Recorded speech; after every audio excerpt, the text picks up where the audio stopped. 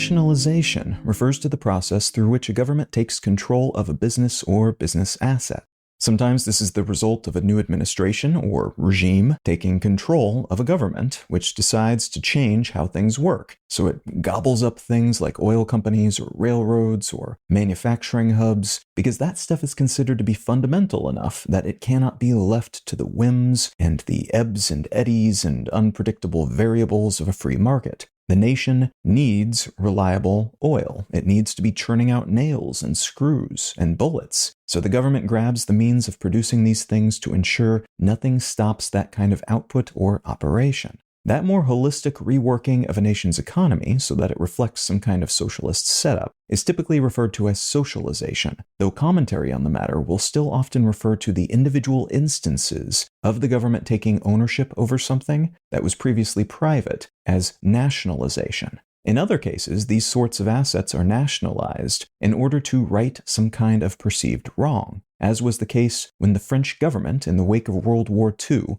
nationalized the automobile company Renault for its alleged collaboration with the Nazis when they occupied France. The circumstances of that nationalization were questioned, as there was a lot of political scuffling between capitalist and communist interests in the country at that time, and some saw this as a means of getting back against the company's owner, Louis Renault, for his recent violent actions against workers who had gone on strike before France's occupation. But whatever the details, France scooped up Renault and turned it into a state-owned company, and in 1994 the government decided that its ownership of the company was keeping its products from competing on the market, and in 1996 it was privatized, and they started selling public shares, though the French government still owns about 15% of the company. Nationalization is more common in some non-socialist nations than others, as there are generally considered to be significant pros and cons associated with such ownership. The major benefit of such ownership is that a government-owned or partially government-owned entity will tend to have the government on its side to a greater or lesser degree, which can make it more competitive internationally in the sense that laws will be passed to help it flourish and grow, and it may even benefit from direct infusions of money when needed,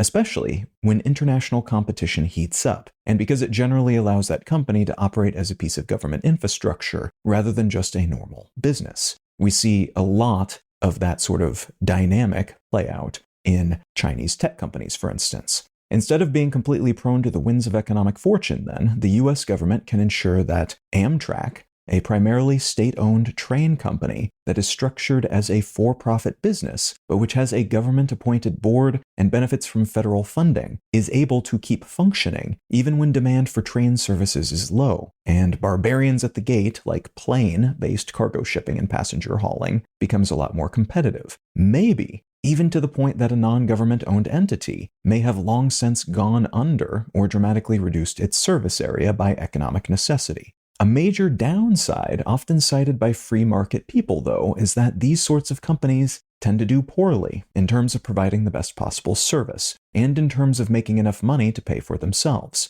Services like Amtrak are structured so that they pay as much of their own expenses as possible, for instance, but they're seldom able to do so, requiring injections of resources from the government to stay afloat, and as a result, they have trouble updating and even maintaining their infrastructure at times. Private companies tend to be a lot more agile and competitive because they have to be, and because they often have leadership that is less political in nature and more oriented around doing better than their also private competition, rather than merely surviving. What I'd like to talk about today is another vital industry that seems to have become so vital, like trains, that the US government is keen to ensure it does not go under, and a stake that the US government took in one of its most historically significant but recently struggling companies.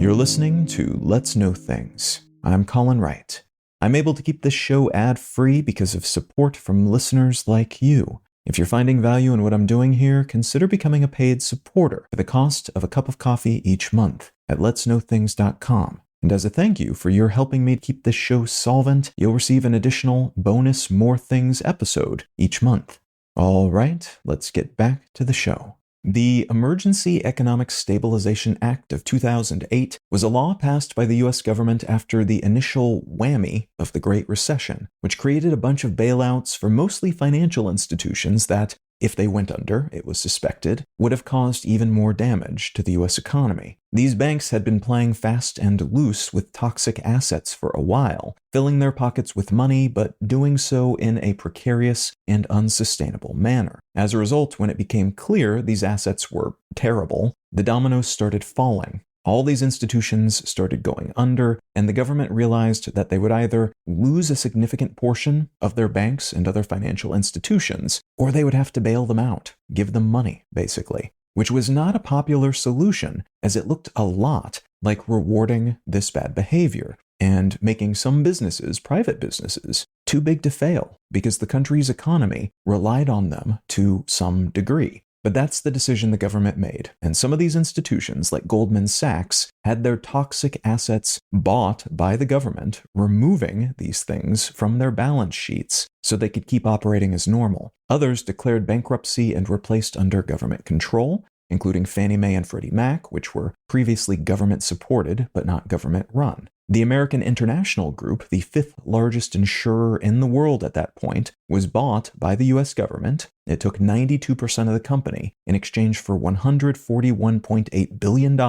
in assistance to help it stay afloat. And General Motors, not a financial institution, but a car company that was deemed vital to the continued existence of the US auto market, went bankrupt, the fourth largest bankruptcy in US history. The government allowed its assets to be bought by a new company, also called GM, which would then function as normal, which allowed the company to keep operating, employees to keep being paid, and so on. But as part of that process, the company was given a total of $51 billion by the government, which took a majority stake in the new company in exchange. In late 2013, the US government sold its final shares of GM stock, having lost about $10.7 billion over the course of that ownership, though it's estimated that about 1.5 million jobs were saved as a result of keeping GM and Chrysler, which was smaller and went through a similar process, keeping them afloat, rather than letting them go under, as some people would have preferred. In mid-August of this year, the US government took another stake in a big historically significant company, though this time the company in question was not going through a recession-sparked bankruptcy. It was just falling way behind its competition and was looking less and less likely to ever catch up. Intel was founded in 1968, and it designs, produces, and sells all sorts of semiconductor products, like the microprocessors, the computer chips, that power all sorts of things these days. Intel created the world's first commercial computer chip back in 1971, and in the 1990s, its products were in basically every computer that hit the market, its range and dominance expanding with the range and dominance of Microsoft's Windows operating system, achieving a market share of about 90% in the mid to late 1990s. Beginning in the early 2000s, though, other competitors like AMD began to chip away at Intel's dominance, and though it still boasts a CPU market share of around 67% as of Q2 of 2025, Intel has fallen way behind competitors like Nvidia in the graphics card market and behind Samsung in the larger semiconductor market. And that is a problem for Intel, as while CPUs are still important, the overall computer things, high-tech gadget space has been shifting towards stuff that Intel does not make, or which it does not do well. Smaller things, graphic-intensive things, basically all the hardware that's powering the mobile and gaming and crypto and AI markets, alongside all the stuff that's crammed into increasingly small devices that we have in our pockets that are scattered throughout our environment and Internet of Things devices. It's all stuff that Intel is just not very good at. And it doesn't seem to have a solid means of getting better at these things, not fast enough. So it's become a sort of aging giant in the computer world, still big and impressive, but with an outlook that keeps getting worse and worse with each new generation of hardware and each new innovation that seems to rely upon stuff that it does not produce, or which it does not produce good versions of. This is why, despite being a very unusual move, the US government's decision to buy a 10% stake in Intel for $8.9 billion did not come as a total surprise. The CEO of Intel had been raising the possibility of some kind of bailout from the US government, positioning Intel as a vital US asset, similar to all those banks and to GM, saying that if it went under, it would mean the US losing a vital piece of the global semiconductor pie. The CEO has been talking about that for a while. The government already gave Intel $2.2 billion as part of the CHIPS and Science Act, which was signed into law under the Biden administration, and which was meant to shore up US competitiveness in this space. But that was a freebie. This new injection of resources was not free. Response to this move, this taking of a stake, a significant stake in Intel, has been mixed. Some analysts think President Trump's penchant for netting the government shares in companies it does stuff for, as was the case with U.S. Steel, giving the U.S. government a so-called golden share of its company in exchange for allowing the company to merge with Japan-based Nippon Steel, that share granting a small degree of governance authority within the company.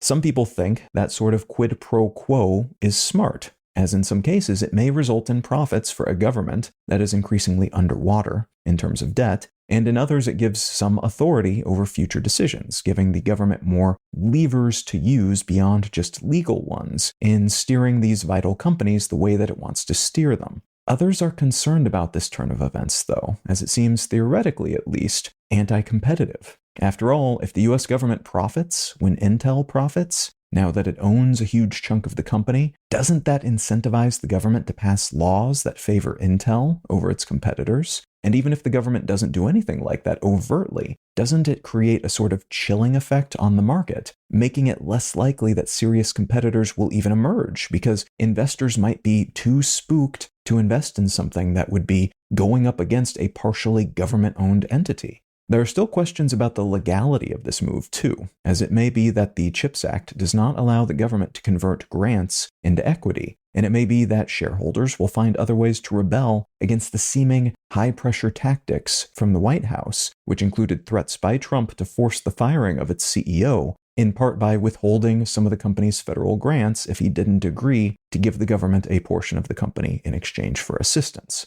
This also raises the prospect that Intel, like those other bailed out companies, has become de facto too big to fail, which could lead to stagnation in the company, especially if the White House goes further in putting its thumb on the scale, forcing more companies in the US and elsewhere to do business with Intel despite its often uncompetitive offerings, rewarding mediocrity within the company, basically. While there's a chance that Intel takes this influx of resources and support and really runs with it, catching up to competitors that have left it in the dust and therefore rebuilding itself into something a lot more internationally competitive then, there is also the chance that it continues to flail, but for much longer than it would have otherwise because of this artificial support and government backing.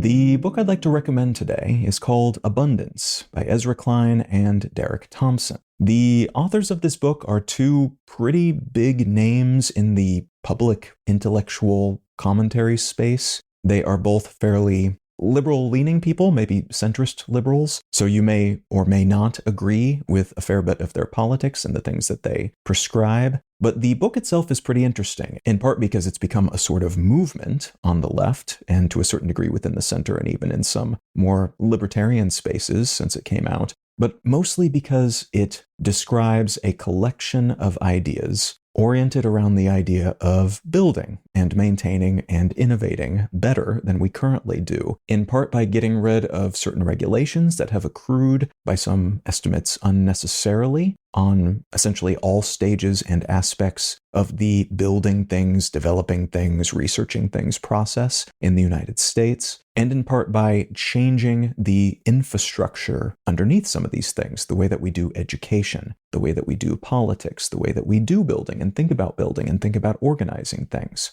I think there's a lot to like for most people here. There's a lot of bridge topics in here that are apolitical to a certain degree. Maybe they've been politicized in some contexts, but I think the idea of building better bridges and maintaining them well, like literal bridges, is something that's fairly uncontroversial in most circles, but they also present some interesting ideas about how we might do that and how we might practically do it within a political system that seems to have evolved in such a way that doing those sorts of things is increasingly difficult for everyone involved, even when those involved have the best of intentions. Now, if any of that sounds interesting to you, consider picking up a copy of Abundance by Ezra Klein and Derek Thompson. Let's Know Things is a listener-supported show. I don't make any money from ads, only what listeners contribute by becoming paid supporters at letsknowthings.com. If you're not in the position to become a paid supporter at the moment, consider leaving a quick review wherever you get your pods. Those help get the show in front of more people and lend a hint of credibility to independently made shows